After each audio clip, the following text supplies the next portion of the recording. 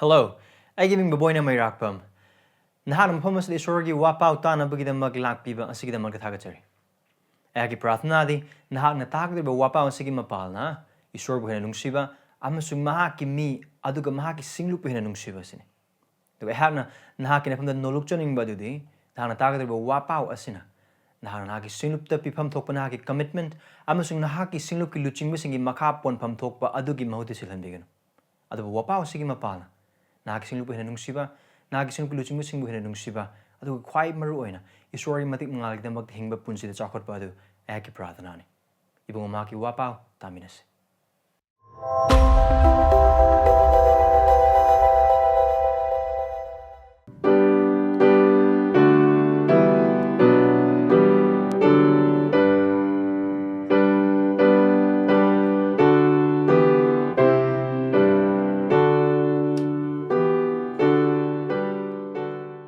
Loinana mark pandup ani pada taraga ni pandagi na kun gunito hang dokpi. Mark chapter 2 verse 18 to 22. Johan ki sebok singa musung Pharisee singi sebok singa chara helami. Makoi na Jisu ki manak talak na haiki. Johan ki sebok singa musung Pharisee singi sebok singa chara heli. Adu na ki sebok singa chara hendriba karigin. Jisu na makoy haiki. Borgi marup sing na borga loina ringay da chara hen ba yabra. Bor na makoy loina ringay makoy na chara hen ba yaro. Ado ba bor do makoy gilaw thoka da matam lakani. Matam maduda makoy na chara hen gani. Mi kanamata na aman ba pida chingsin driba pizet ama ba pochin de. Karigama pochin labadi ahan ba pizet aduna aman ba pi adu ching thok tuna hen segai gani. Mi kana amatana aman ba Sawungi Khao singda Anouba yu hap na de. Hap labadi Anouba yu aduna aman ba Sawun Khao sing adu pokhai handuna yu adu haidokani amasung Sawungi Khao sing adu manghali. Adu Anouba yu adu Anouba Sawungi Khao da hapatai. Masi sorgi wahai ni prathana taus. Paisor nahaki mating ni janna pagidamagta ikapungjas da lakchari thawasi munana koi amam gi nung na thabak subi akoina tamina kraba Christ gi wahai sing asigi mapan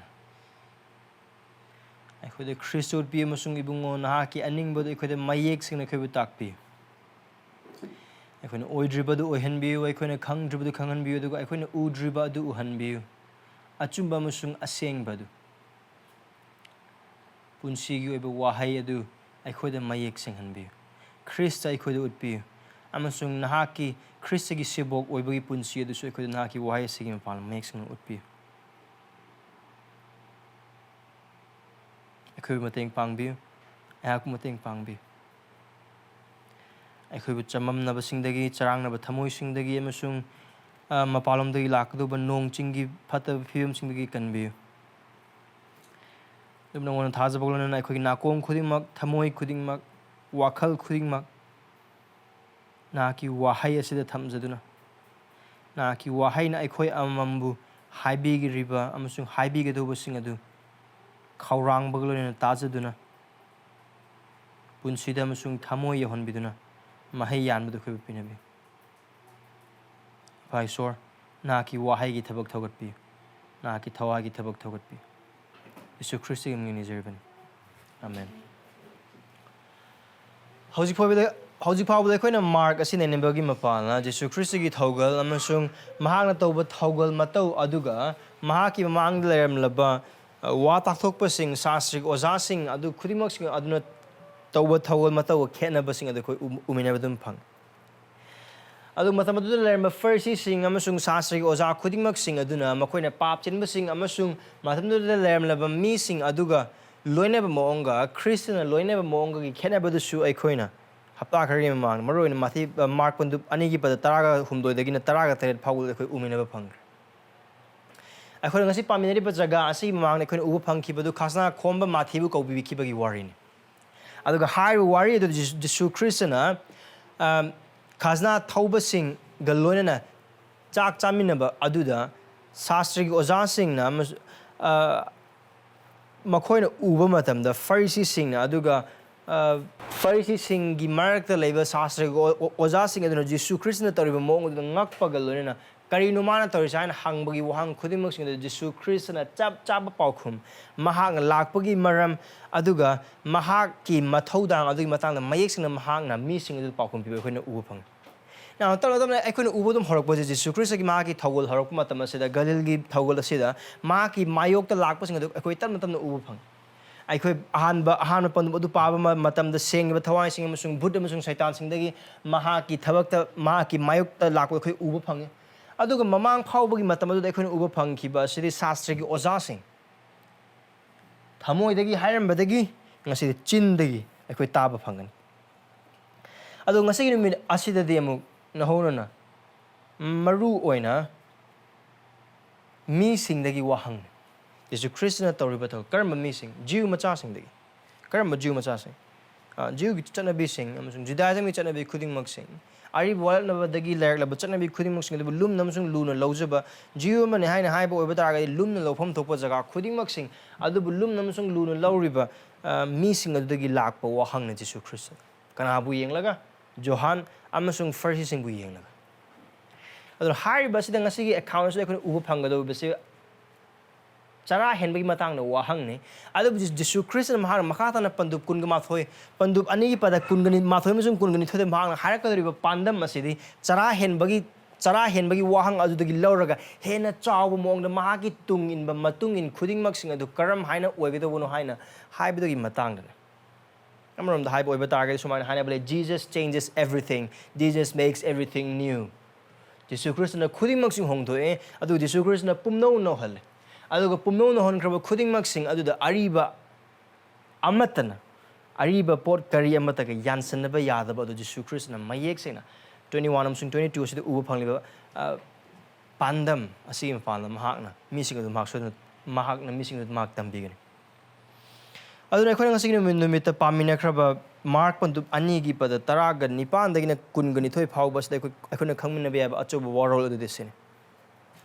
Thamoi apumbaga loinana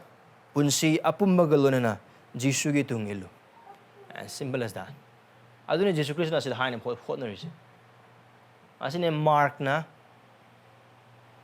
thajak bai khoida matamnu leramba mi sing adu desu hai sesin Thamoi apumbaga loinana punsi apumbaga loinana Jisu gi tung illu follow Jesus with all your heart and with all your life follow Jesus with all your heart and with all your life Krista gi tung in ngado base punsi apumbane punsi tangkhai nate Thamoi apumbaga loinana ne Thamoi tangkhai nate Krista gi oiba targadi Krista gi pumnamak Krista gi either Christ is all to you or he is nothing to you Krista se nahaki pumnamak oiba natraga nahaki kariyamata oida marak ki punsi dun yade hai badani mafama sa Jisu Krishna na tambining is aduna kaino Thamoi apumbaga loinana punsi apumbaga loinana Jisu gi tung illu Thamoi tangkhai punsi tangkhai natan now ahak loina pandu ani gi pada taraga ni pandu yengs akoi mafama sa uba phangi se wahang ne Jisu Krishna hangak pa wahang Johan gi se boxing amasung Pharisee gi se boxing na chara helam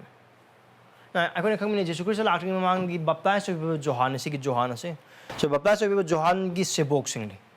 most probably high with those Johan adu phakraba kaisum sangda laikraba matung gi wari adu magi se boxing gi lairi mahaki tungin ba sing di lairi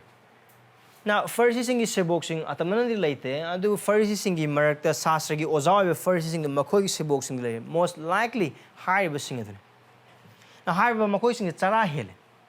adu makoi se amaram high ba oiba taragadi matam du daremba Jisu Krishna gi matam du daremba Jew gi samas Jehudi gi samas aduna yenglak matam makoi se aphaba missing now ayana mamangi wapau high kraba du gumna Pharisee sing gi matang khoi wari saba matam da adu aikoina Pharisee sing gi matang na aikoina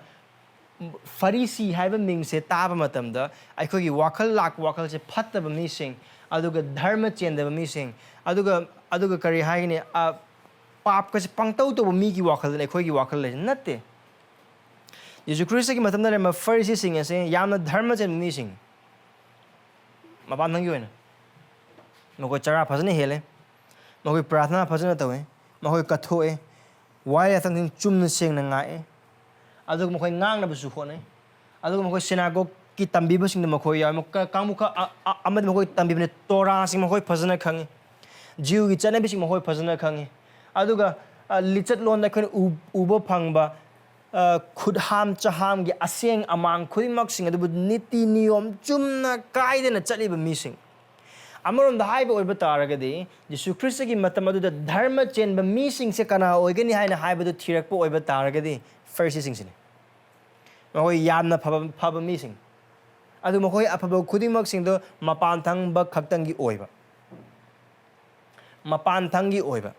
now kaino haina hai boiba target akoina asida uba phangli base haiba Pharisee sing se mathi gi natragana Luke gi account adu paba oiba taragadi Pharisee amaga khasna khomanu pa amaga prathna tawbagi matang makoi shor gi ning na chang ba mi sing ne chang nai na shor khurum ba mi sing ne so mapan thang gi oiba dharma gi oiba punsi de yang oiba tar di Pharisee sing se aphaba ngak ne adun amoron da hai oiba tar di makoi se mi sing adu gi standard ne aphaba gi Jisu Christ gi matung ne na te adu mi sing adu matung ne now hai ba mi sing asina Jisu Christ gi amasung ma ki sebok sing gi punsi aduga Pharisee singi aduga Johan gi sebok sing punsi makoi mun ne yeng makoi da ubaja kaino haina haiba oiba taragadi Pharisee singi sebok sing aduga Johan gi sebok sing aduna di chara he chana bigi matungin adubu Jisu Christ gi sebok sing asina di chara hen uba phangde haiba bhap tana bui da makta karam haina chara henba ase jihudi sing jana bi aduga ari wal na bagi matam da karam haina yeng bagi musung karam haina khoina bible gi matung ina chara hen bagi matang da bhap ta bagi or amram dai oiba target Jisu Christ gi matam da leiram mi oi sing na chara hen ba se karam haina low bagi haina haiba du adugi background akhoi bhap tana bhona se yana ham di chara hen ba haiba se awa ba phongdok bagi masakaman aduga chara hen ba haiba se pungning hongba matam da aduga pungning hongba utpa mane it's so sorrow, pain, and mourning. Harau bagi maong nate. Adubu thamoi kai bagi. Aduga awa bagi saktam ne. Aribu walap na bada iswar magna mausigi walya thangi matungina Israel macha singna chara hena bagi damakta haibadi ama khaktane. Aduga hairiba adu Day of Atonement numit. Jati apumbagi oina handokpi bagi chakhang tobun numittu Jihudi macha khuding mak singi chara henba numine maru oina sengdokpi ne bagi chamthokpi ne bagi amasung pukning hong bagi amasung makhogi pap aduda kapcha bagi sakta mama ulna bagi damak aduga harb se akoina lichelon pandup taraka taruk pada kun ga mapan da or lichelon gi pandup kun ga humdoi or masing thiba kun ga mapan da uba phang so only one commandment chara henna bagi damak Mausigi waya thangi matungina haibado handokpi bagi chakhang numi adudani adubu Israel macha singna loida chatlu matung halaklaba matung da chakhang mari ma chara hen ba makhal mari ma ga hapsale hairiba se khoina Zakaria pandu nipan pada tarama pandu uba phang now hairiba se khoina ari wal na bagi matam da uba phang ba chara hen bagi matang da account sing adun isorna ya thang piraba matung da Isorna yathang piba ama Israel macha sing lichat londa adu masing thibada aduga makhoina loi halakpa matam loi thauraga halakpa matam aduda chara hingadoba matam mari maga now amon have oipa targadi officially aduga isorgi ari wal na bagi matung in the chara hingadoba se manga thonale chahi ama da yam manga rak chara hingadoba Hadubu Jisu Christ gi matam da leramba Pharisee sing asina di sasri oja sing asina hen hapsel aduna akhona luk pandup tara gani pan bada tara gani thoi da farisi gi pratna da akhona kari ubu phang ai hafta amada numit nini chara hel haib da khoi ubu phang so isam sam haib oiba tara ningthau ka ba ga sagol sang sam khoi chara hen banu mi aduna amaram haib oiba tara gi iswar gi wai ya thangi matung ma chara hen ba adu dagi henjan na hapcha lag adu chatna bi amoi ma khoi na sem khar aduga adu mafam da di prophetess Anna haib nupi adu amaram da di mahak na Jehovah bu ngaijaba masiha adu bu ngaijaba adu gi khawrang bad urna ba khuding mak sing adu gi damakta mak chara mayam henri ba chara asadi gi hena chara hen su ekon ubu phang adu bu haib du chatna bi ne ubu yade adu bu Pharisee sing sin tawri ba thaba khuding mak sing sin na Pharisee sing asigi problem je keno haina haib oiba targadi makoi na tawri ba thaba khuding mak sing adu makoi gi makha da laikraba mi sing adu su tawgudu amagum tawgudu amagum na haiba amasung tawgudu amagum utpa khuding mak sing khoi ubu phang na aduna Pharisee sing gi chara hen ba aduga Pharisee sing gi sebok sing amasung Johan gi sebok sing gi chara hen ba khuding mak sing adu uraba matung da wahang hang le mi sing ne maru ena Johan gi sebok sing sunate aduga Pharisee sing gi sebok sing sunate adubu mioi karana yeng le mi from the crowd wahang do karina verse 18 da Johan gi sebok sing amasung Pharisee sing gi sebok sing na chara hele adubu naha ki sebok sing na chara hen druba karigina na wahang sigi marum da lairi se expectation makalamani maram di Jisu Christa se matamadu da lairi mi sing na guru amona unaba misakaman adugu mag se amna popular ba mi adugu mag Jew macha su man adugu even Pharisee sing gi mark Pharisee loina mangna Jisu Christa yadaba nate Pharisee sing khara man di mahak na toba thaba khuding mak sing asi aphaba masung achumor sing thana bagi mapalna mahak asi mak Jihudi macha sing gi damakta Jihudi sing gi mafam adu purakado amagum na uba harok Pharisee sing su laitaba nate laibani adun makoi na least expect to was Jisu Christ amasung magi sebok sing dagi layam laba Jihudi gi chana bi mak sing do amada thugai na ngak pase makoi gi expectation that is the least expectation they have fasting Jew khuding mak sing na ayamba Jew amana Jew oiba targadi Judaism gi dharma chap mi amana Judaism du gi faithful oiba mi am oiba targadi least expected bar se kan haiba oiba the standard se kan haiba oiba targadi fasting chara hen koi madam na kari kamala gi haina haiba oiba targadi kanagumba amana Christian ne haina haiba oiba targadi khwanda gi least expected togudu se adu gi mi du gi Christian oiba targadi haiba mi adu gi soidana uba phangado ba se karino church kaba aduga chap manane now amar naib oiba taragadi Jisu Christ oigera Jisu Christ chara hen bagi matang uba phangis no Manipur chara hen adu khakne magi thema matam da gospel account sing atai amata uba phangde now koi mathang dum yangakpa matam da Jisu Christ gi sebok sing na gehu malaga cha bagi matang sabbath no me koi mos na koi ubo loi phang so that means akhoi na hoji phawada uba urije keno haina haiba oiba targadi Jisu Christ su adugo magi sebok sing su chara hen uba phangde kanano mo koi se Jew macha sing kangmu khara amana de Jisu Christ se rabbi moina oza guru moina uraga adugo maming chaliba Jew macha moina ubana maram orakan expectations se keno o ma chara hen adugo hende aduna amarom haiba oiba tar haiba mi sing asina thamkra mo ko standard aduga bar adugi makha da Jesu Christ amasung magi sebok sing ni hengi se adugi wahang isam sam na haiba oiba tar ga de church adum ka ba mi sing na Christian haiba mi sing ka na mo Christian hara ka na mo church bu ka de kari no na songi mung ju mo Christian ai mo dum church ka songi mung ju mo Christian church ka nang ni church ka de na adugi type ki wahang asida hangi wahang se Jisu Christ ki pakhum deng se pada kun tarama pana amasung kun da Jisu na makoi da hai ki bor ki marup sing na bor ga loina ringai da chara hen ba yabra bor na makoi ki loina ringai loina ri ba makai makoi na chara hen ba yaro adu bu bor adu makoi da lauthok ka da matam lakani matam adu makoi na chara hen asine Jisu Christ na ha mo ki wahang Jisu Christ karigi na ha na gi sebok sing chara hen ri na Jisu Christ ha sin matam nate adu matam nate ꯑꯩꯒꯤ ꯁꯦꯕꯣꯛꯁꯤꯡ ꯑꯁꯤꯅ ꯆꯔꯥ ꯍꯦꯟꯕꯒꯤ ꯃꯇꯝ ꯅꯠꯇꯦ obvious answer ne aduga Jesu Christ na mafam masda piriba imagery se mami se luhongbagi mami ne kari akhoi swagi luhongba gumna te no akhoi swagi luhongba nongna loisan ba luhongba adu jiu sing jana bagi matung ne makoi luhongba se yam drabada kari gumba aseng ba laisabi or pakhang amagi luhongba se numit 8 ni aduga yum paluraba amana luhongba poiba taragadi numit humni chal luhongba amasina na wakal khalaga yengo luhongba yawa luhongba mamanaba khudingmak sing aduna luhongba lakpaduda luhongba gi thaurang teriba chakhang mayam sing chabagi mahutta chara helaga leiba aduna Jesu Christ na makoi da hai nade chara henbagi matam nate hojum it's not a time for them to fast it's not an appropriate time matang chade mafam chade matam chade makoi chara henbagi maram di karino luhongba haibe se karino चाबगी मतम ने चरा हेनबगी मतम नते अखोय मरक kana luhongba chala kanda luhongba nupi mayum da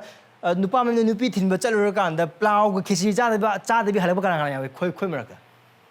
luhongba ma chatpa matam da chara helaga halakpa hai base khudum jinga ga halakpa cha mane karino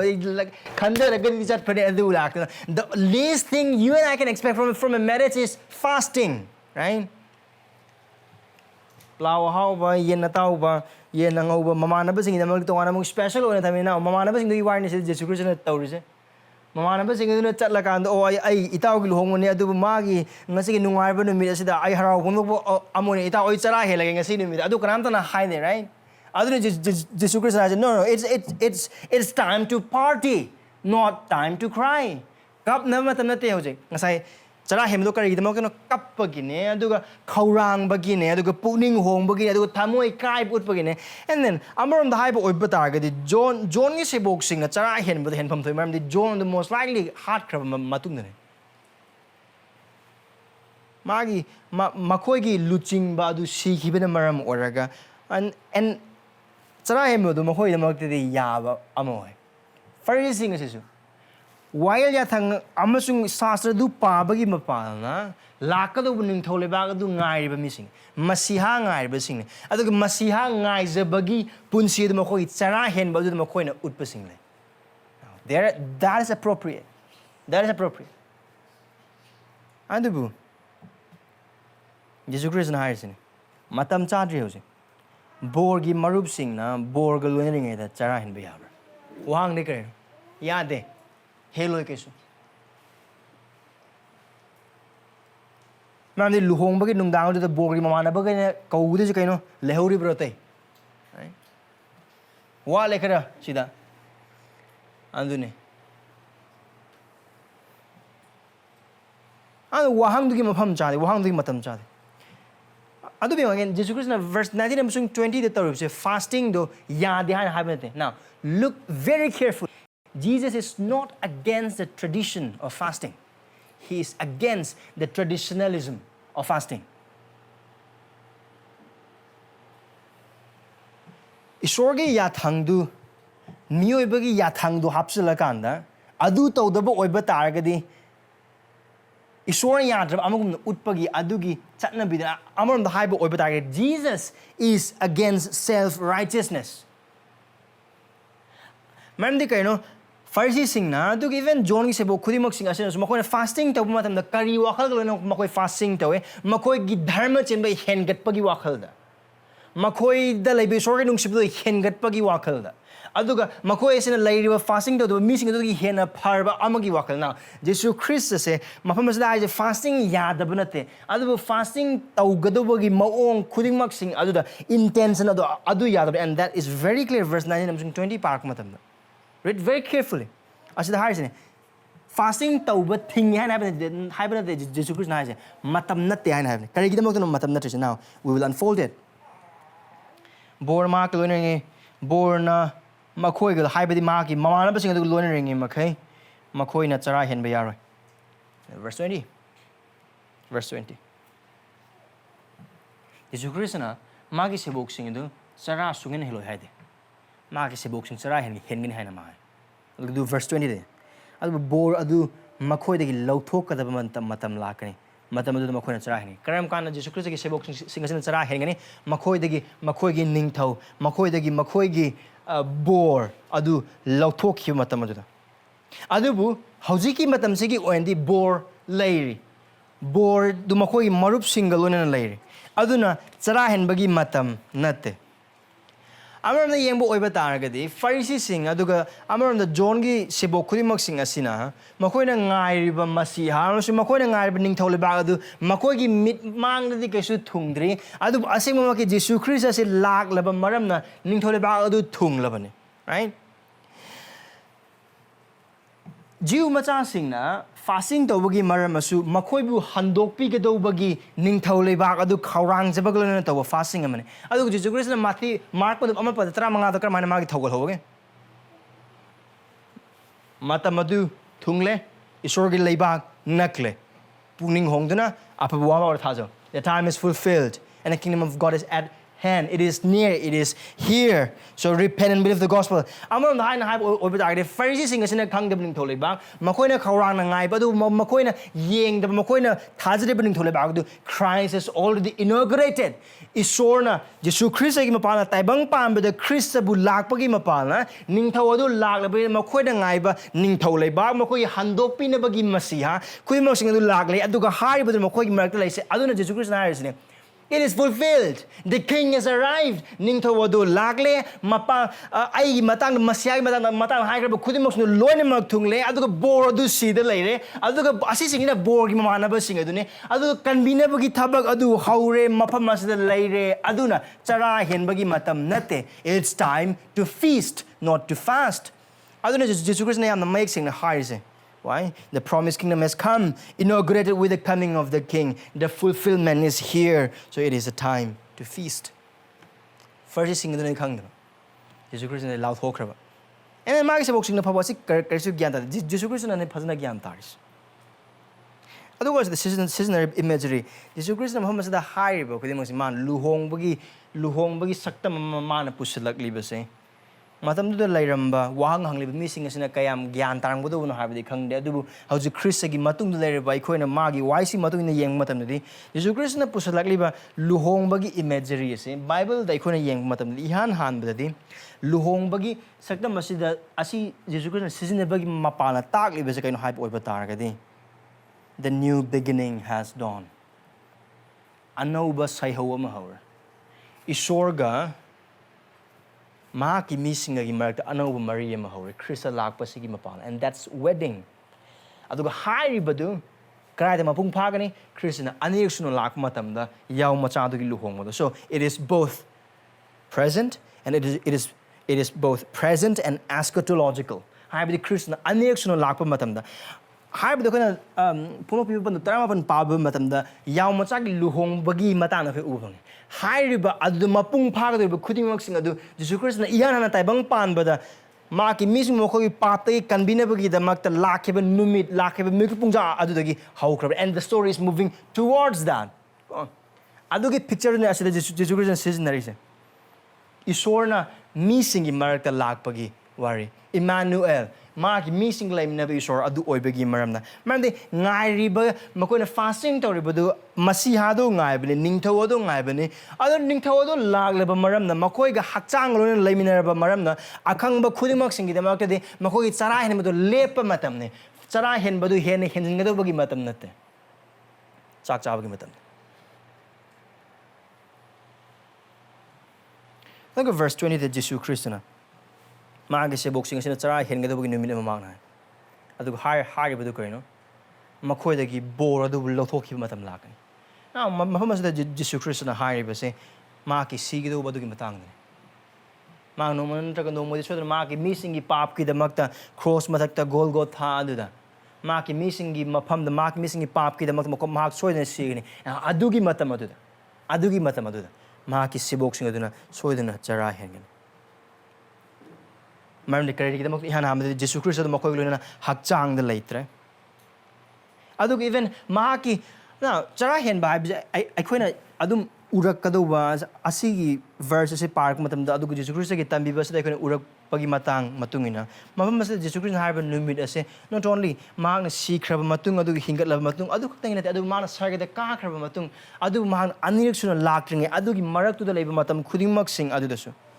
Isam thamna Jisu Christ what I believe is this. Jisu Christ na mafam asida haibasi kaino haina haiba oiba taragadi. Jisu Christ mahakna Masiha asina hakjang oina mahaki seboksinga mahaki misinga laiminadaba matam aduda mahak loinana hakjangda chakhang chaminanabagi khawrangba hakjangda mahak loinana laiminanabagi khawrangba adugi khawgongnaba khudingmak sing adu utpa oina chara hengani aduni mafam sa Jisu Christ na hais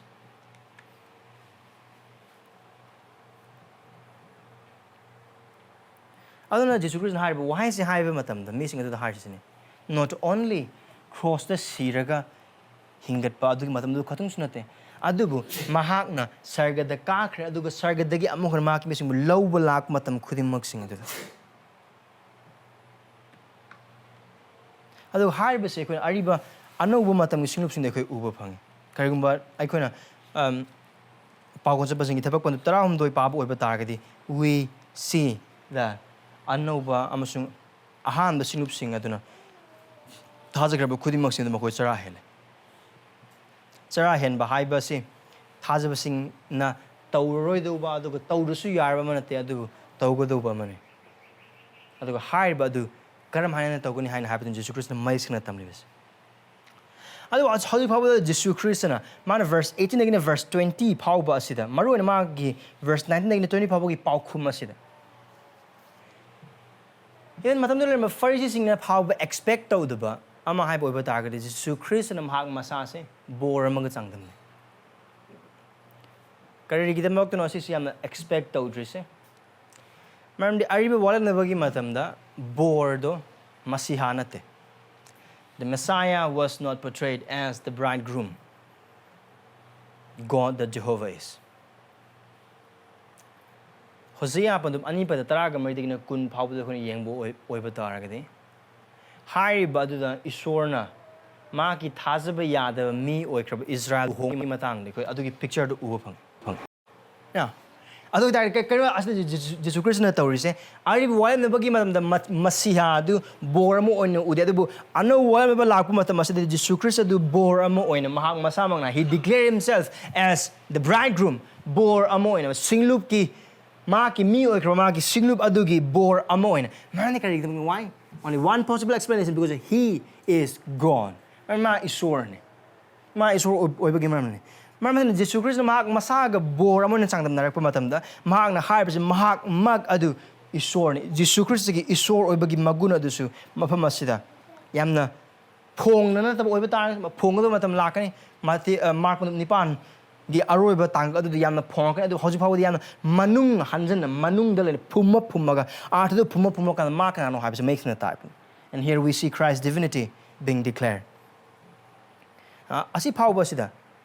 Aku ni yang minakraba matung asida Jisu Christ na haiba chara hen bagi wahang adu lauraga verse 21 amsung 22 sida mana pandam mamukpi karma pandam no aman ba phiga ahan ba phiga na Jisu Christ na piriba order se kai gum se pa ba matam da ahan ba phida kare aman ba do phochan ba sorry aman ba phida ahan ba do phochan karigumba ni kana amatana aman ba phida Singsinjaba phida ang pochinde. Ariba phida Anouba phi hoi pochinde. Karamano si asigi ariba phise sizinaba yandaba aduga pat tatlaba phi adugumba dune. The designing tawri ni haidana akoi na ngasi dum sele dress khudimok sing as a put am tubu matam dai koi ahan ba phi na tui. Aman ba yaude da. Adu atopa madana kari Anouba yuga Ariba Sawun Khao. Now matam sida karamai ma khone using semba ga haiba oiba targa haiba Sawun Khao si han hamadi hamengi mon semane aduga haiba hamengi mon sida yu do sungba luraba matung da hena pum tharaga yu do mapung phab oina bagi damakta haiba Sawun gi Khao sida hap ka doin now aman ba Sawun gi Khao sidi expand to bol lurba chingthok pa lurba Khao Chingthokna bagi jaga hena laitraba maram di you Anouba you do hajilakpa matam da pum tharakpa na maram orakanda haiba Sawun do hena expand to bagi mathau taba amalai adubu karigumba Anouba you adu ariba Khao da hapsan ba oiba taragadi expand to na ba jaga ma laitaba maram oraga Khao do Shegai gani, Pokai gani loinam. Other Jisu Christ na piri panam se kano hai obatagadi, Ari bada Anouba hatan bayat bagi matang. Ari baga Anouba sa minabayat yan bagi matang.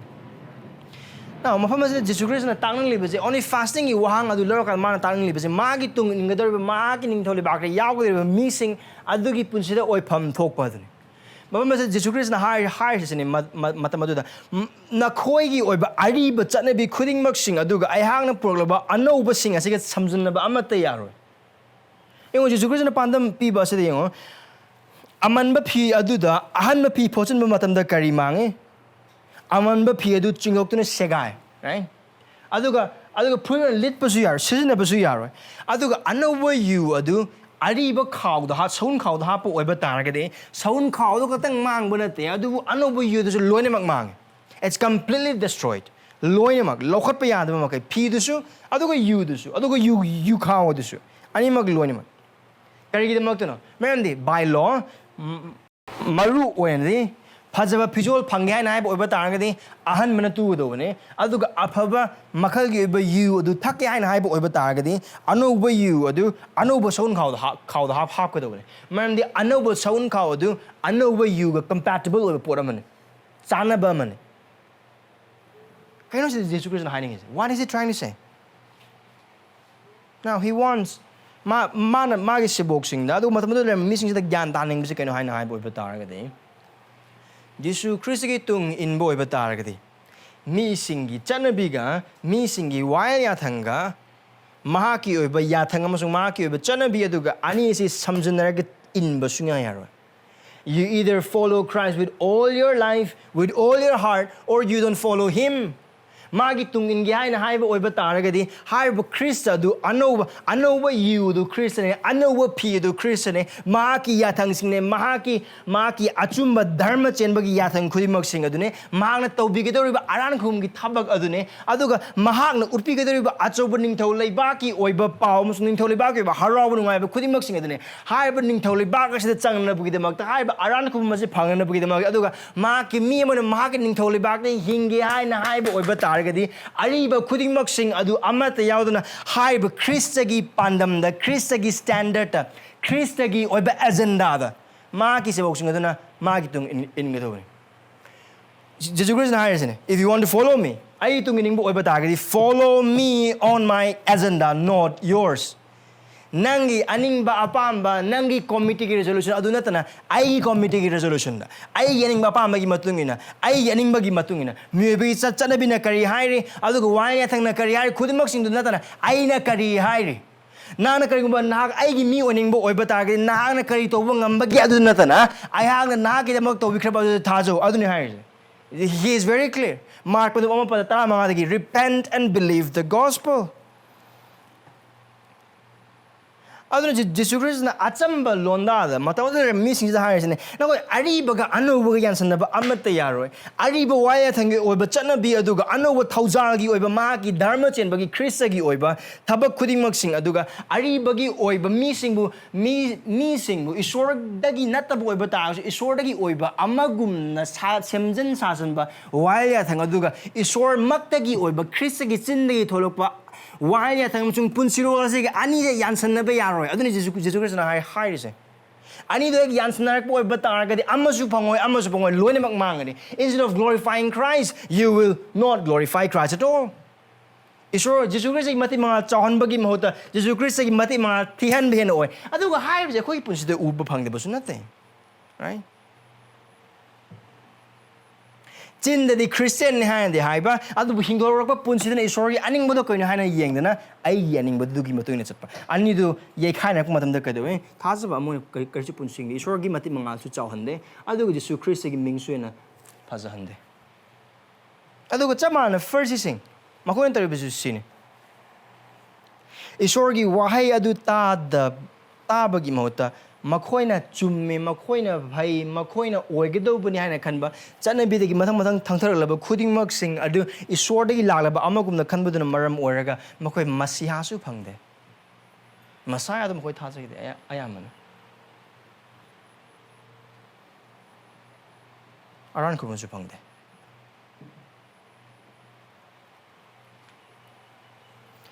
Karigumba Ariba Janabi Eduga, Christa Ginning Tolibaki Oiba, Anouba Janabi Siga, Yansin Naboy Bataragati, Animak Loinamak Gaigan.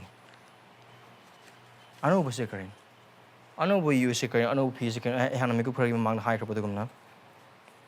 Anouba you, Amazon Anouba Pisi, Christian. Mahaki Lambi Edun. Mahaki Tambiba Singadun.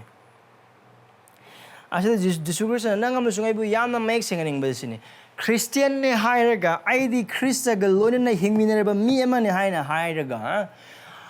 Christa would touch the ring among the Christa gets a minute ring matam, the Christina can be drinking among the Hinglam Punsi, Mahinga to the Hingba or Tokte. I Christian ne Adu, I get Tin Tiba Karas, I give me one on Bakaras, I responsible or the Bakaras, I said, Adu Yade, Adu Yade.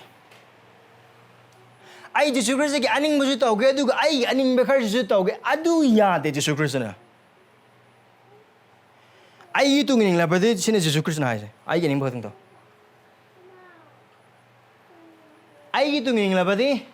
Aduga Nakariguman Nahana, Unagi Thamoi, Peter, Benagi Thamoi, loinana. I want it all or I don't want it.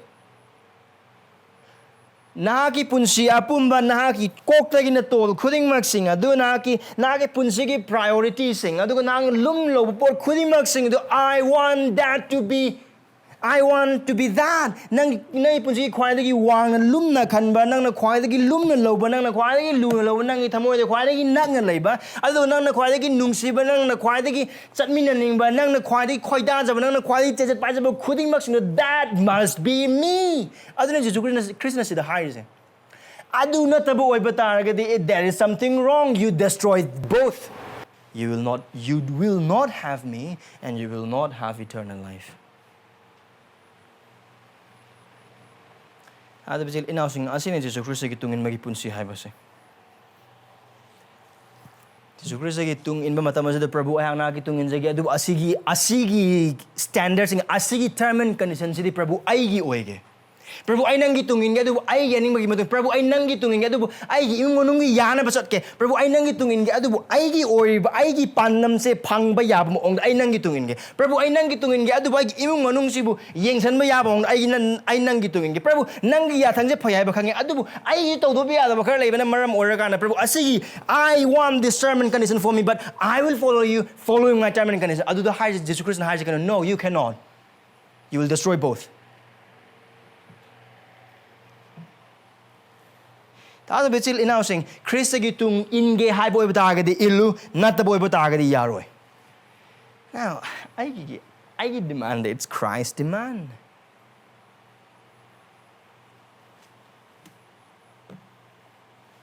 Karamina pap kalan thing nagani. Nangam sunga determined condition na natalo.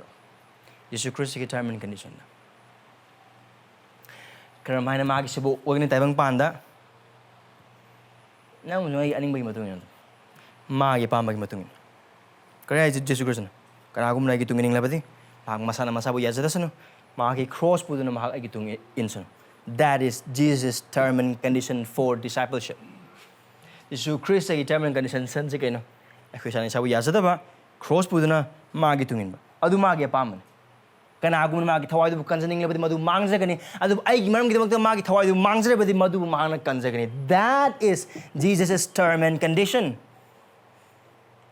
adu bechel inausing wang hang laging sing ngasi phaw nangam sung na thazaba amani hairaga Jisu Christ gi tungin bani hairaga mabu nungsi haina hairaga nangam sung ngasi phaw konsun na laiba karm karma pap sing lairibage puning hongbagi matam ne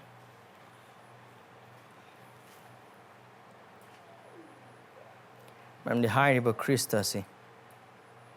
mahak na Anouba lambi amoina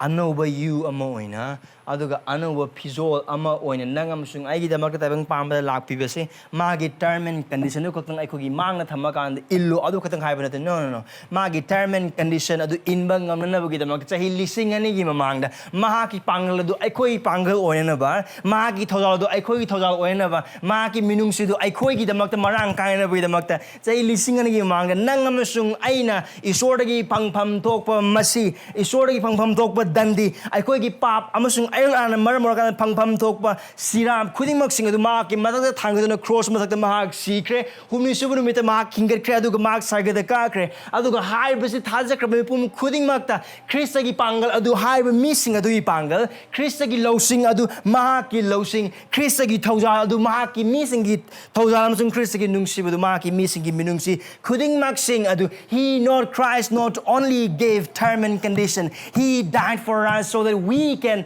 go according to his term and condition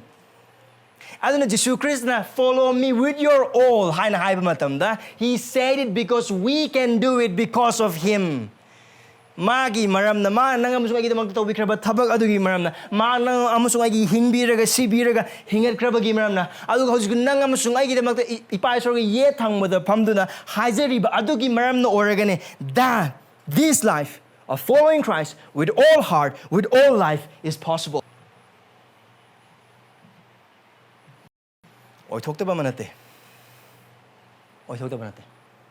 oi thoe nana adu gida makne Krishna sibi kiba adu gida makne Krishna hingerbi kiba adu gida makne Krishna sarga ka bi kiba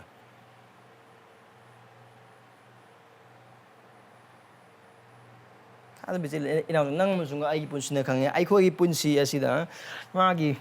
sorry macha sing oiba tar so khoi pap tawi ai khoi gi ason punsi sing le kari gumbai khoi gi marak to o ai di phari ai di dharma cheli ai di phataba kari mata leite ai gi punsi sidi afaba gi afaba ngakte ne ai pap tawjade ai di sojade ai di lanjade haiba mi sing khoi marak leibo oiba tar something is wrong with you Jisu Krishna mafam asida hairibase aikoi asonba amat leiroi aikoi pap amat leiroi haina haibade no what is he saying here is surrender everything to me I want the loina makachil lang pap khuding mak mapung pa ba khuding mak asonba khuding mak ani koi asonba matik chandaba pap amusung sengdaba khudingmak sing aduga aikona Krista koi thamoi apumba amusung punsi apumba oina inba matamda yetliba khudingmak sing adubu kokpina ba sengdokpina ba chamthokpina ba mahaki marang kai ba thaujal amusung maki ilei what Jesus is asking us is just to surrender our all to him nahak amasung ayaki oiba khudingmak sing aikoi punsi aikoi apamba aikoi gi tungda udrib nang amasung aino tu udrib aikoi tungi punsi imung manungi punsi larik laisu gi punsi adu hiram khudingmak sing adu Jisu Krishna ise aingonda loinamak kachilu aingonda loinamak pisilu adu yengo ai tungilo and see and taste that I am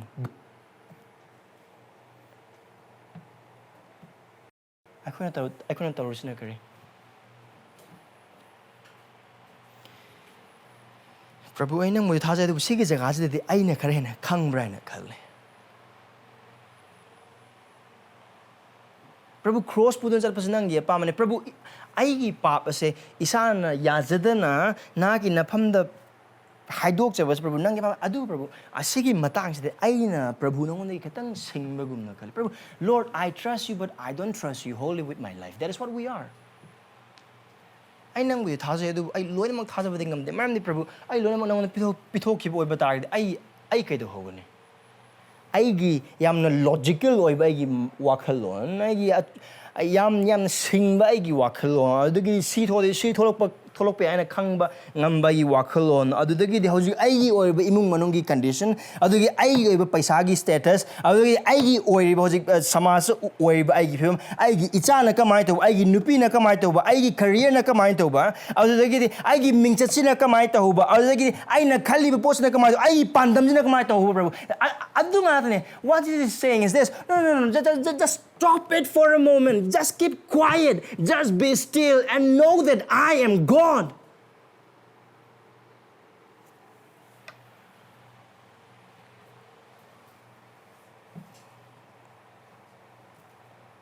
aikoi gi insecurity mayam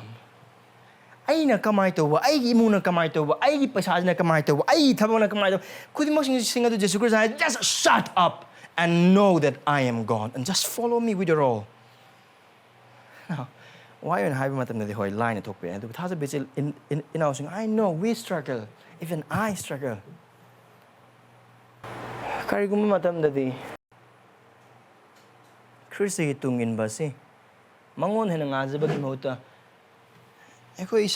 isagi oiba wakhalon de isagi haiba singbada magi tung ilma punsi nga thina adu Muhammad Jisu Christ hanjan ningsing halise sine si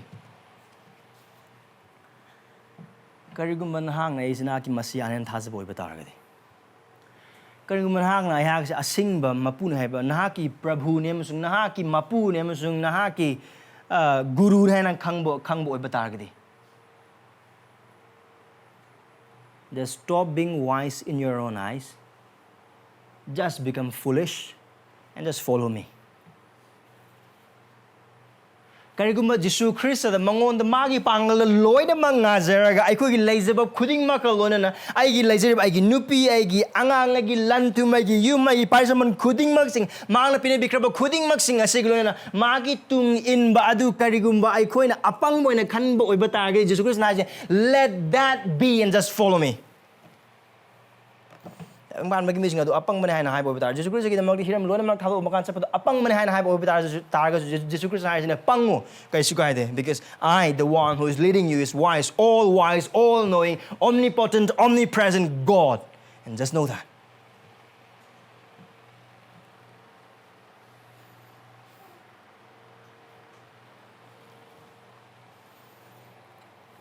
Adu aikoi gi lausing kharajiga Jisu Christ ki tung in masjid icham chamna just simply trusting and obeying him adu tawd bida akoi lausing khara chatna bi khara pap khara hapchel laga oisal laga taw oiba targadi kari saun khau sing adu pokhai handuna you adu haidokani amasung saun khau sing adu manghal koi punsi mangani na ki punsi mangani loi mangani Mati londa hainaba mati akhoi da hainaba amkhlaina mapam chak chu chada mayum chak chu chada karam no ngasing de numita karam haino nanga musunga Christ ki tung in gedorise nanga musung aigi insecurity khuding maksing akiba khuding maksing pakhatpa khuding maksing thukatpa khuding maksing charang na khuding maksing aduga khoisaw na khuding maksing adu Christ da pisil lagra or akhoi gi Charang naba khoirang naba pakhatpa thukatpa mem khudmok sing adum paisala kan prabhu aibu chingbiu adu gi mahing du nang musung hinga duise akon bada Jisu Christ na pamde ahan bada Jisu Christ na pame thaja bichil announcing nang musung ina Christ gi nungsiba musung Christ gi thawjal hena hena ningphis na khangning bo ibatara maha ki matam bata aikoi khutta kari amata paidana tabatamsi let us just fall at his bosom. Just trusting him.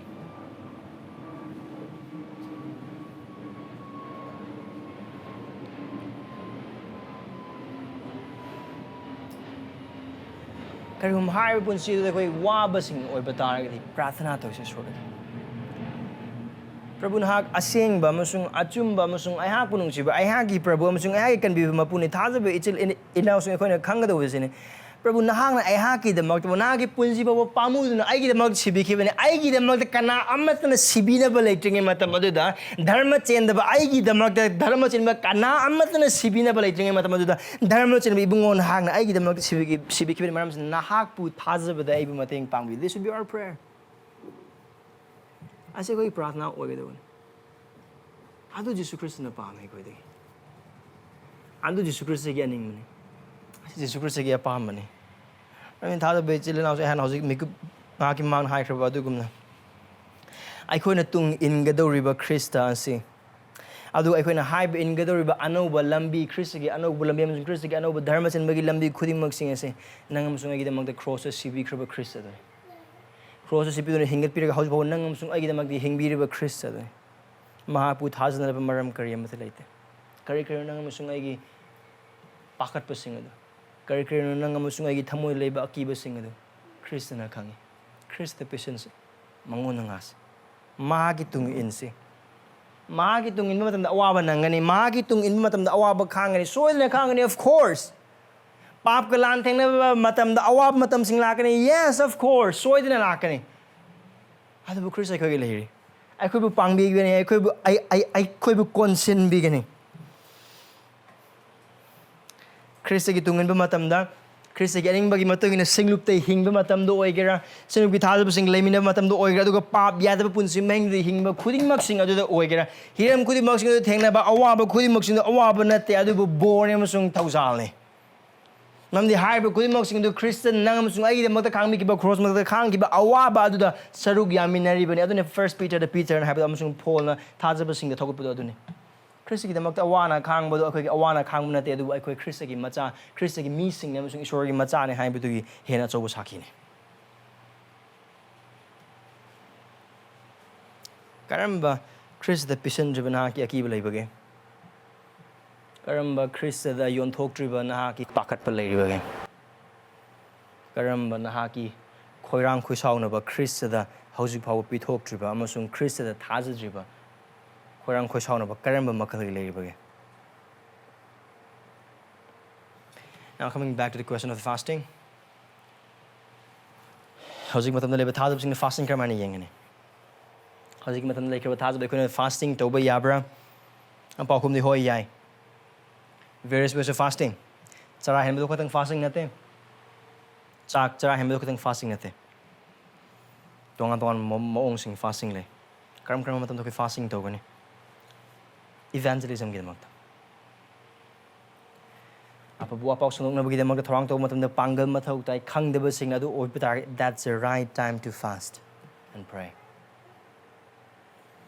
Aran kubam ison aran kubam gi thabak to haning mi sing le adu gi mi sing gi maming panduna makhoi gidamagta chara henduna prathna to ba achumane. Singlup gidamagta amasung singlup ken chakhona na bagidamagta Ishwar ki matay matho tabdo khang bagi maram na fasting tawga prarthana to ba yai. Ado ko maruin na. Nang masung fasting to ba matam na. I don't know how many of us do fasting with this kind of intention. Ay na hauju ha ka do ba sig matog na kana asigi waklon siglon na fasting to ga na habido khang de. Even ay demok to ene I'm very weak at this. Fasting to ba matam da we fast yearning for the appearing of our Lord. Ado ni Jisu Christ na verse 20 da haibado kare ado bor adu makoi lauthok kadu matam lakane matam ado makoi charahan kare gida makta bor adu uning bagi bor adu khaurang bagi marketing thole bag adu mit na uning bagi hoi hauji matam like ba thad ba koi thawai gi oiban thole bag adu leire Christ ai koi gi nung du leire Christ gi thabak subi pangal de koi nung du leire adu thad bichli inaw so koi haibaning thole bag asi Manipur manung da adu ai koi isor khang de ba kai le kai sing da hena chaw koi uba pam de bro I koi Christ ki circle lay ba Christ ki lona chakhang among na chamin do koi pam adu khorang bo nang sung angon labor later bro akona chara hen matam da adu ki khorang ba du glona with the attitude that Jesus is better akona chara hen matam da chara cha khatana te technology sing kam sing nei koi chara hen be ay amasung isorga gi marakta amasung mahak chatmina ba punsi asida yetlak pa khuding maksing aldagi chara hen badu aphaba makal gi chara hen mane adu hai ba khuding maksing to bugi mamdi kari damak to kari gi damak to chak chara ma or numit chupa ma chara hen ga do bugi maram de oh maram kari damak we want kaino ai khug apa ma do Christ glona chatmina ba Christ glona matam len minaba aduga mahakining thole bag adu taibang panba asida lakpa aduga maru oina akona chara helaga prat chara henba matam da akona har be sini asigi attitude sil loin lege do ai ha ki hakchang ram khorang ba sida gidi ai ha ki thawai na ai gi Christ adu bu khorang se ban hele that should be the attitude adu chara hen khudimo sing chara helaga lotion banate fasting is always accompanied with prayer Prathana yaw do chara hen badu mapu moiba aduga isorna aya ba chara hen banate aduga lana chara hen ba sing lain cha lana chara hen be kar maina chara hen boi bata gi isorna ai bunung si be hen gani chara hen boi bata gi ai dharma sen ba hen gani ai nangam joi gi dharma sen ha be Christian punsi asigi hingbagi level je khangwang wang mugum na khallaga tawba fasting khudima aran ba fasting ne ꯑꯗꯨꯒ ꯃꯤꯁꯤꯡ ꯎꯅꯕ ꯇꯧꯕ fasting ꯃꯤꯁꯤꯡ ꯈꯔ ꯑꯗꯨꯝ ꯂꯩꯕꯅꯦ ꯁꯣꯏꯗꯅ ꯁꯤ ꯃꯤ ꯁꯣꯏꯗꯅ ꯆꯔꯥ ꯍꯦꯜꯂꯝꯃꯅꯤ ꯈꯪꯕ ꯃꯤ ꯀꯥꯡꯕꯨ ꯑꯗꯨꯝ ꯂꯩꯕꯅꯦ ꯑꯗꯨꯒꯨꯝꯕ ꯃꯈꯜꯒꯤ fastingꯗꯤ ꯏꯁꯣꯔꯅ ꯌꯥꯗꯦ ꯑꯗꯨꯅ ꯖꯤꯁꯨ ꯈ꯭ꯔꯤꯁꯇꯅ ꯃꯊꯦ 6ꯇ ꯇꯝꯕꯤꯕꯗꯣ ꯅꯈꯣꯏꯅ ꯆꯔꯥ ꯍꯦꯟꯕ ꯃꯇꯝꯗ ꯐꯔꯁꯁꯤꯡꯒꯨꯝꯅ ꯑꯣꯏꯒꯅꯨ ꯍꯥꯏꯕꯗꯤ ꯌꯥꯝꯅ evident ꯑꯣꯏ ꯁꯤ ꯃꯤꯁꯤꯡ ꯑꯁꯤ ꯑꯩꯈꯣꯏ ꯐꯔꯁꯁꯤꯡ ꯑꯁꯤ ꯆꯔꯥ ꯍꯦꯜꯂꯦ ꯃꯔꯝꯗꯤ ꯃꯃꯥꯏꯒ ꯏꯁꯨꯛ ꯁꯨꯛꯊꯔꯒ ꯆꯔꯥ ꯌꯥꯝ ꯂꯥꯝꯕꯒꯤ ꯃꯍꯨꯠꯇ ꯀꯔꯤ ꯍꯥꯏꯁꯤ ꯖꯤꯁꯨ ꯈ꯭ꯔꯤꯁꯇꯅ ꯃꯥꯏ ꯇꯥꯊꯣꯛꯑꯣ ꯊꯥꯎ ꯇꯩꯁꯤꯜꯂꯣ ꯑꯗꯨꯒ ꯂꯣꯟꯅ ꯎꯔꯤꯕ ꯁꯔꯒꯤ ꯏꯄꯥꯅ ꯃꯗꯨꯕꯨ ꯅꯪꯉꯣꯟꯗ ꯄꯥꯎꯈꯨꯝ ꯄꯤꯔꯛꯀꯅꯤ ꯀꯔꯝꯕ attitude ꯂꯣꯏꯅꯅ ꯑꯩꯈꯣꯏ ꯆꯔꯥ ꯍꯦꯜꯂꯣꯏ ꯑꯩ ꯃꯌꯥꯝꯗꯒꯤ ꯑꯩꯅ ꯍꯦꯟꯅ ꯐꯩ ꯆꯔꯥ ꯍꯦꯜꯂꯕꯅꯤ ꯆꯔꯥ ꯍꯦꯟꯗꯕ ꯃꯤꯁꯤꯡ ꯍꯟꯊꯅ ꯌꯦꯡꯉꯛꯄ ꯃꯤꯁꯤꯡ ꯈꯨꯗꯤꯡꯃꯛꯁꯤꯡꯗꯨꯁꯨ ꯂꯥꯜꯂꯦ ꯊꯥꯖꯕ ꯏꯆꯤꯜ ꯏꯅꯥꯎꯁꯤꯡ ꯅꯪ ꯑꯃꯁꯨꯡ ꯑꯩꯅ ꯆꯔꯥ ꯍꯦꯜꯂꯤꯕꯁꯦ it is one way of showing that Jesus is better than life ꯑꯩꯈꯣꯏ ꯄꯨꯟꯁꯤꯗꯒꯤ ꯈ꯭ꯔꯤꯁꯇꯅ ꯍꯦꯟꯅ ꯐꯩ ꯍꯥꯏꯅ ꯍꯥꯏꯕꯗꯨ ꯎꯠꯄ ꯃꯑꯣꯡ ꯑꯃꯅꯤ ꯑꯗꯨꯒ ꯑꯃꯔꯣꯝꯗꯗꯤ ꯏꯁꯥꯅ ꯏꯁꯥꯕꯨ ꯌꯥꯖꯗꯕꯒꯤ ꯄꯨꯟꯁꯤꯅꯤ ꯑꯩ ꯆꯥꯛꯇꯤ ꯆꯥꯅꯤꯡꯉꯤ ꯑꯩ ꯆꯥꯛꯇꯤ ꯂꯥꯝꯃꯤ ꯑꯩ ꯃꯣꯕꯥꯏꯜ ꯐꯣꯟꯁꯤꯗꯤ ꯄꯥꯏꯅꯤꯡꯉꯤ ꯑꯗꯨ ꯄꯥꯏꯔꯤꯕ ꯑꯣꯏꯕ ꯇꯥꯔꯒꯗꯤ ꯑꯩꯍꯥꯛꯀ ꯏꯁꯣꯔꯒ ꯂꯩꯅꯕ ꯃꯔꯤꯁꯤꯗ ꯇꯠꯄ ꯑꯣꯏꯒꯅꯤ ꯑꯁꯤꯗ ꯑꯌꯦꯠꯄ ꯑꯣꯏꯒꯅꯤ ꯁꯣ ꯑꯩ ꯃꯇꯝ ꯈꯔꯗꯤ ꯄꯥꯏꯔꯁꯨ so electronic fasting possible Karigumba isorda gi hena lab sing thoku marup sing obi take fasting from that kind of friendship. Apa fasting.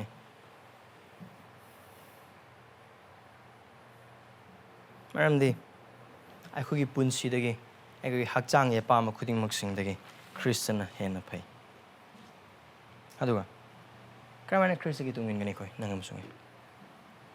Christian have the koi no punsi apumba amsung Thamoi apumba yauna hanagi ariba posing kariyamata pusilaktana pumnau nauna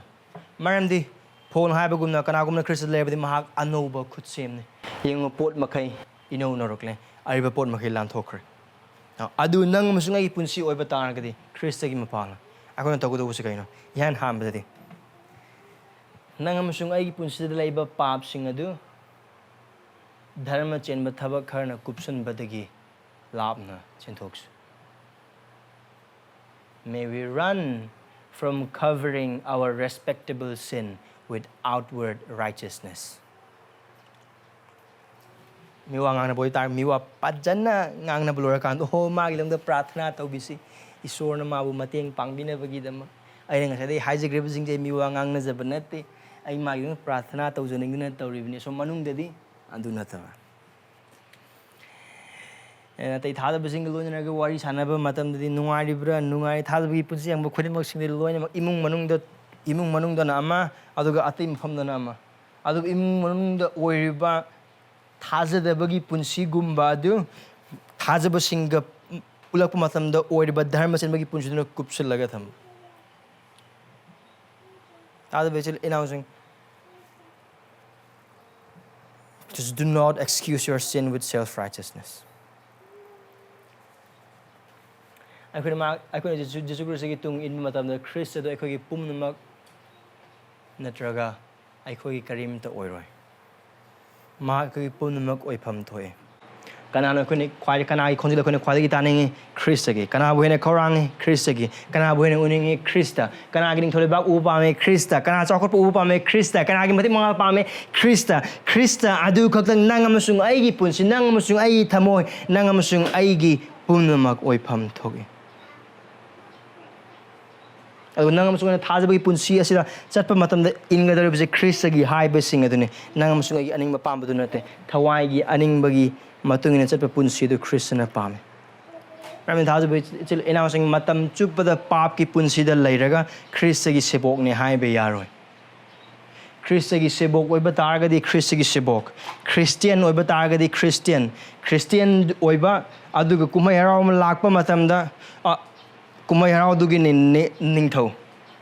ꯊꯥꯖꯗꯕꯁꯤꯡꯒ ꯄꯨꯜꯂꯦ ꯑꯗꯨꯝ ꯊꯥꯖꯗꯕꯁꯤꯡ ꯑꯣꯏꯕ ꯑꯗꯨꯒꯤꯗꯤ ꯑꯦꯊꯦꯏꯁ ꯀꯥꯡꯕꯨꯒ ꯄꯨꯜꯂꯦ ꯑꯗꯨꯝ ꯑꯦꯊꯦꯏꯁ ꯀꯥꯡꯕꯨ ꯑꯗꯨꯝ ꯑꯣꯏꯕ ꯑꯗꯨꯗꯒꯤꯗꯤ ꯃꯆꯣꯡ ꯃꯄꯥꯛ ꯅꯥꯏꯗꯕ ꯃꯤꯁꯤꯡꯒ ꯄꯨꯜꯂꯦ ꯃꯆꯣꯡ ꯃꯄꯥꯛ ꯅꯥꯏꯗꯕ ꯃꯤꯁꯤꯡ ꯑꯣꯏꯕ ꯑꯗꯨꯒ ꯆꯔꯆꯇ ꯂꯥꯛꯑꯦ ꯈꯨꯠ ꯊꯥꯒꯠꯂꯒ ꯃꯤꯠ ꯎꯏꯁꯤꯜꯂꯒ ꯍꯜꯂꯦꯂꯨꯌꯥ ꯑꯥꯃꯦꯟꯒꯤ ꯄꯨꯟꯁꯤꯡꯕ ꯄ꯭ꯔꯥꯊꯅꯥ ꯇꯧꯕ ꯃꯇꯝꯗꯅ ꯍꯦꯛꯇ ꯅꯤꯡꯊꯤꯖꯕ ꯋꯥꯍꯩꯁꯤꯡ ꯁꯤꯖꯤꯟꯅꯔꯀꯥꯟꯗ ꯕꯥꯏꯕꯜꯗꯒꯤ ꯂꯧꯊꯣꯛꯇꯨꯅ ꯄ꯭ꯔꯥꯊꯅꯥ ꯇꯧꯕ ꯏꯁꯝ ꯁꯝꯅ ꯍꯥꯏꯕ ꯑꯣꯏꯕ ꯇꯥꯔꯒꯗꯤ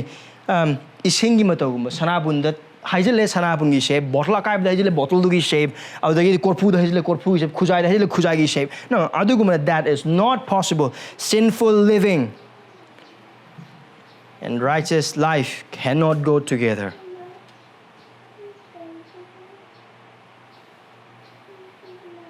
Christ wants us to confess our sin to Him and not excuse about it.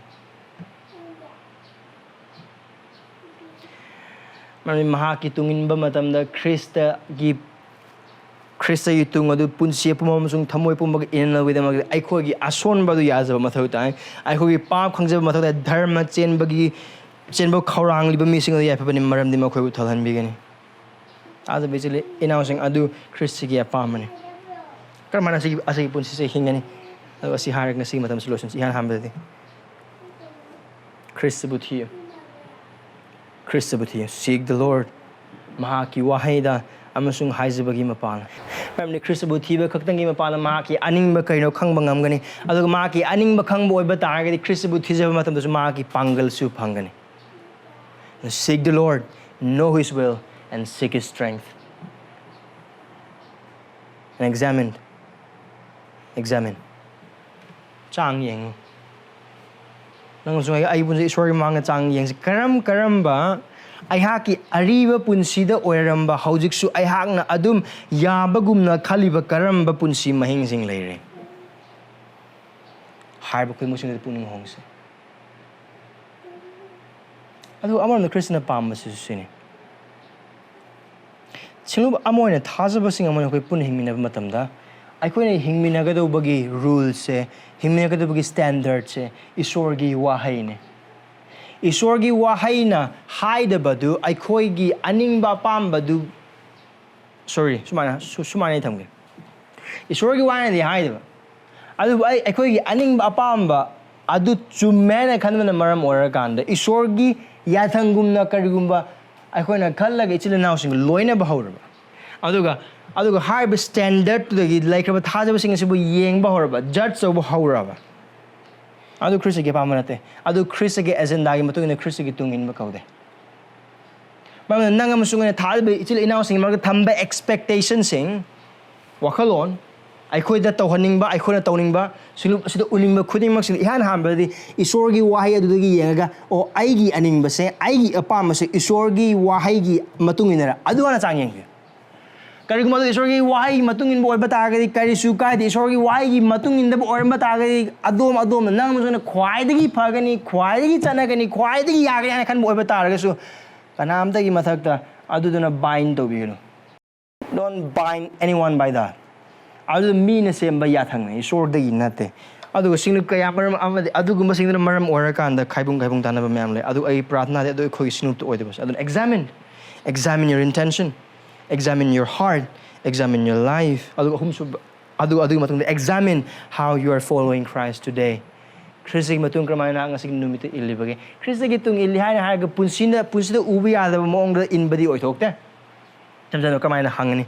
Sinuk to na hagi punsi karamay na tawri bagay. Hadap sing lo na punsi na hagi karamay na hingli bagay. Sinuk ipun ba sing na hagi karam ba wakalong lo na saruk yari bagay. Or sinuk ipun ba sing saruk yada ba oy ba taag di kari gida magda saruk yari. Examine the intention. Examine. Harap thadap ipun si sinang amasung ay gilaw sing da amasung nang ay aning mapamag matuin na charpa do oy thokte. Krista gitung in bamatam da mahaki agenda mahaki term and condition na chat kadaw na maram ora kanda Krista da ngazo mahaki dharma chenba aduda ngazo maram di adu khaki mapalna pap sing hat pangamgane rely upon Christ and His righteousness, and that's the only way we can follow Him, by killing sin. Pap hat pagi punsi se Krista da amasung mahaki dharma chenba ngazo pagi mapalna adu ai khoi marakta Krista thazriba marupsing na khoi Krista du phangjanabagi damakti na khoi pap tagi pungning hongduna Krista gi loi khraba cross ki thau ko da thajabi na ke phaba thabaga matana immonung gi parisamman gi phiba mamatana kan biba ngamoi oi tho oi ran kubam Krista lakpi pap tagi pungning hongduna Krista na kan bigan thajabi jile announcing Krista nang amasung ngon dagi pamba punsi mahing adu mangonda pumkat kathokpa mangonda pumsin sinaba punsi mahing paramasuna ibung mangon nga jaba ko na maki thaujal da yeng jaduna amasung apapa wa pa odu tatna ning singduna Thamoi apumbaga loinana punsi apumbaga loinana Jisu Christ ki tungin Jisu Christ ki tungin baduda ai khoi bu panga pibisin prathana tos ipai sor na thagachari na ki tung in ba matam da ai khoi gi oi basing khaksal laga in ba mi singoi Prabhu hai ba pangbam sung pap si kopi Aku Thamoi apumba musung punsi apumba yang na ki tungin ba mateng pangbi Prabhu na ke ning thi zabadu ai khoi gi oi ba amang ba manghan ga ba dagi khoi bu kanbi Aku hingli ba punsi ko tungi li ba matungin khuding mak sing asana ki aning bagi matungin chang yeng juduna injaba thajaba moi ba khoi mateng pangbi Tasuna ki phum dagi ni zari ibona tabi Prabhu ai gi mak yar na pu khang driba mi sing sibu kanbi Makoy na Prabhu makoy ariba khuding mak sing duna ki thawak sing bagi thabak subi ba masung pangal da thadok jaduna Krista Anouba oiraba adu chena paisin jaduna Prabhu kariya matana cross adu chena paijabagi ma pana Prabhu makoy bu kanbi na phumdagi ni sibani adu pa thaja oi khaba khuding mak tabang panba asida lekhab lanthum khuding mak sing dagi ai khoi punsi pamjaba khuding mak sing dagi Krista bu hena pamjaba mi sing am ojaba dai khoi bu mateng pang biduna tam biduna ching bi na phumdagi ni jare Prabhu na hagya dona khone tawung am kari mat leite ekhu pang bi na ki tung jana bi dama na ki thule ba ki dama na ki mati manga ki dama Jisu Christ ki mi ni servant Amen